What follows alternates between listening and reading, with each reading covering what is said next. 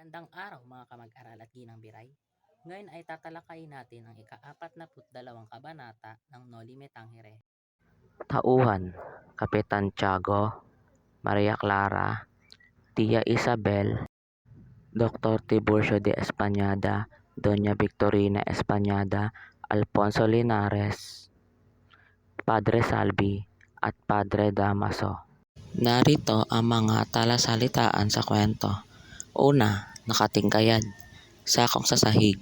Pangalawa, karalitaan, labis na kahirapan. Pangatlo, mabuway, hindi matatag o hindi matibay. Pang-apat, maalwan, madaling pakisamahan o gamitin. Panglima, pulot gata, pagbabakasyon ng mga bagong kasal. Narito ang buod ng kwento. Mag-asawang De Españada.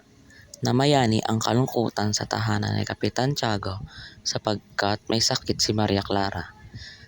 Naghahari ang katahimikan sa buong pamamahay.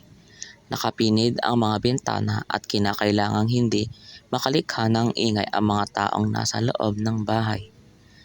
Pinag-uusapan ng magpinsang Tia Isabel at Kapitan Tiago kung alin ang mabuting bigyan ng donasyon sa 2 krus na mapaghimala upang mapagaling ang dalaga. Naalala ni Kapitan Tiago na kailangang ayusin ang silid ni Maria Clara sapagkat darating ang manggagamot kasama ang kamag-anak ni Padre Damaso. Dumating ang mag-asawang De Españada at pinakilala ni Doña Victorina si Linares, na sinabing isa itong tanging kalihim ng kagawad sa Espanya.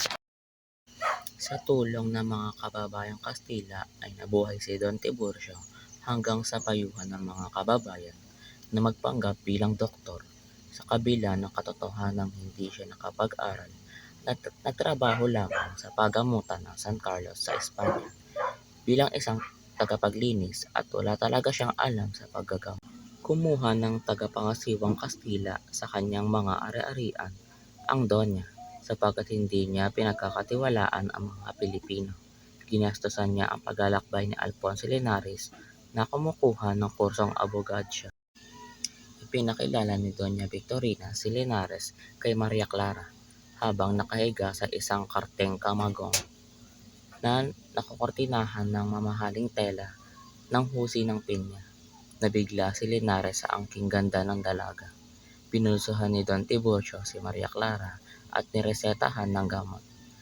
Pinukaw ni Padre Salvi ang tulalang mukha ni Linares at sinabing itong dumating na si Padre Damaso. Nakita ni Linares si Padre Damaso na mahina na tila ba kakagaling lamang sa sakit. Pangyayari sa kabanata na hanggang ngayon ay nangyayari. Isyong panlipunan, ang pagiging mapagpatuloy ng mga Pilipino sa maling paraan. Higit na pinahahalagahan ang mga taga-ibang lupain kahit na ang isang ito ay pareho lamang na walang kabuluhang mamamayan sa isang bansa.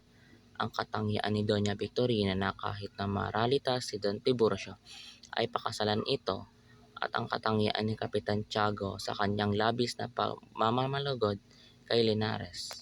Tatapos ang aking presentasyon. Maraming salamat sa pakikinig.